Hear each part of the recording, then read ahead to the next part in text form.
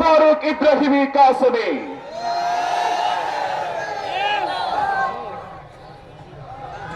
السلام عليكم ورحمة الله وبركاته.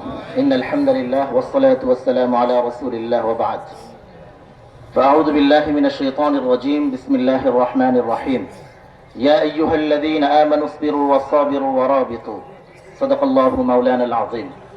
ভাইরা আমার, সময় খুব সংক্ষিপ্ত।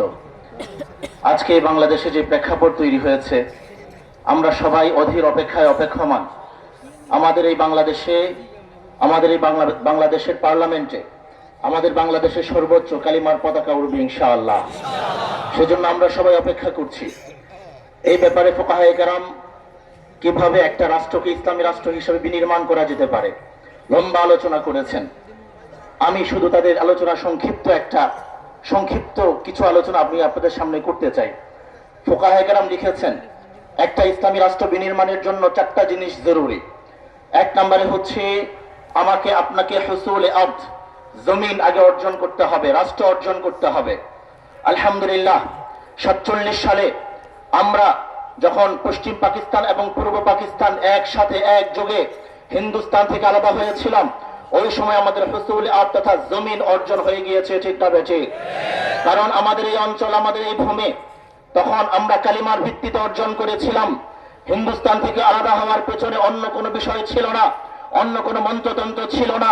তখন আমরা চেয়েছি, আমাদের পূর্বপুরুষরা চেয়েছেন কালিমার ভিত্তিতে, ইসলামের ভিত্তিতে, মুসলমানদের কোরআনের শাসনের ভিত্তিতে আমাদের আলাদা একটা ভৌগোলিক জায়গা প্রয়োজন, আমাদের আলাদা রাষ্ট্র কাঠামো প্রয়োজন।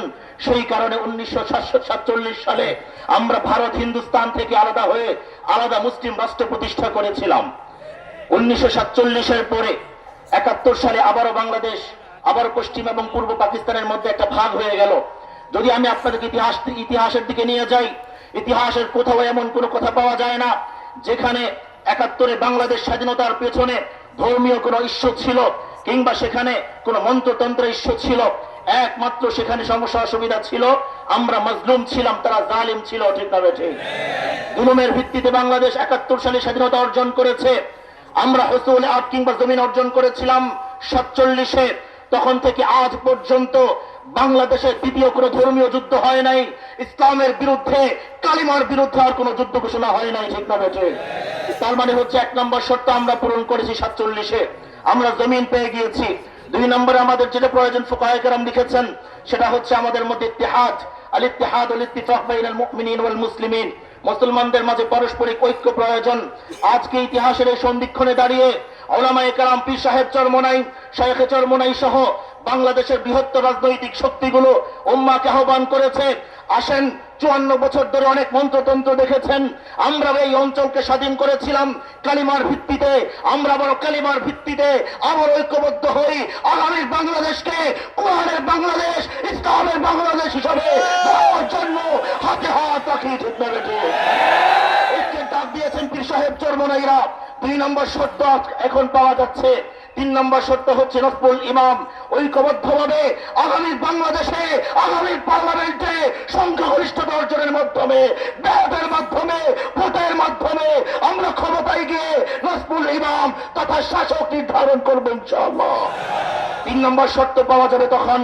4 নম্বর শর্ত হচ্ছে, ভাইরা আমার, তখন আমাদেরকে তাফসীর শরিয়া, শরিয়ার বিধানগুলোকে বাস্তবায়ন করতে হবে। এই যে আমরা পিছু 4টা শর্ত পাওয়া গেলে একটা রাষ্ট্রকে ইসলামী রাষ্ট্র বলা হয়। আমরা যদি 4টা শর্ত পূরণ করতে পারি, ইনশাআল্লাহ আগামীর বাংলাদেশ ইসলামের বাংলাদেশ হবে, আগামীর বাংলাদেশ কোরআনের বাংলাদেশ হবে, আগামীর বাংলাদেশ রাসূলের সুন্নাহর বাংলাদেশ হবে, খুলাফায়ে রাশিদিনের বাংলাদেশ হবে, সাহাবায়ে কেরামের বাংলাদেশ হবে ইনশাআল্লাহ। ভাইরা আমার, সর্বশেষ আরেকটা কথা বলে শেষ করতে চাই।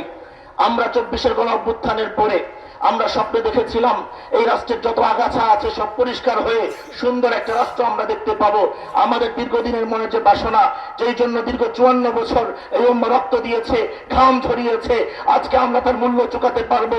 24-এর গণ অভ্যুত্থানের পরে নানা রকমের সংস্কারের কথা বলা হচ্ছে, কিন্তু মৌলিকভাবে গত 54 বছর ধরে যেই জন্য উম্মাহ রক্ত দিয়েছে, আমরা রক্ত দিয়েছি রাসূলের ইজ্জত রক্ষার জন্য, আল্লাহ রাব্বুল আলামিনের ইজ্জত রক্ষার জন্য, কোরআনের শাসন প্রতিষ্ঠা করার জন্য। এই ব্যাপারে কোনো সংস্কার দেখা যাচ্ছে না। আমরা সুস্পষ্টভাবে বলতে চাই, মাননীয় প্রধান উপদেষ্টা, আপনি সংস্কার করেন, আমাদের মুখের আমাদের তীরের ভাষা বোঝার চেষ্টা করেন। আমরা আপনাকে বলতে চাই, সংস্কারের নামে কোনো প্রহসন চলবে না। আগামী বাংলাদেশে আমরা আর কোনো মূলা ঝোলানো দেখতে চাই না। আপনি ক্ষমতা ছাড়ার আগে বাংলাদেশে নিয়ম করতে হবে, রাসূলের ইজ্জত রক্ষা করার নিয়ম করতে হবে। রাসূলের শানে যদি কেউ গুস্তাখি করে, আল্লাহ রাব্বুল আলামিনের শানে যদি কেউ গুস্তাখি করে, কোরআনের শানে যদি কেউ গুস্তাখি করে, ইসলামের কোন বিধান নিয়ে যদি কেউ গুস্তাখি করে, বাংলাদেশে তার আইন হতে হবে ফাঁসি। ঠিক না বেঠে? পাশাপাশি কাদিয়ানি সহ কাদিয়ানিদেরকে রাষ্ট্রীয়ভাবে অমুসলিম ঘোষণা করে আইন বাংলাদেশে পাশ করতে হবে। একটা স্লোগান দিতে চাই, পারবেন ইনশাআল্লাহ? কাফের কাফের কাদিয়ানিয়া কাফের, কাফের কাফের কাদিয়ানিয়া কাফের, কাফের কাফের কাদিয়ানিয়া কাফের। আলহামদুলিল্লাহ।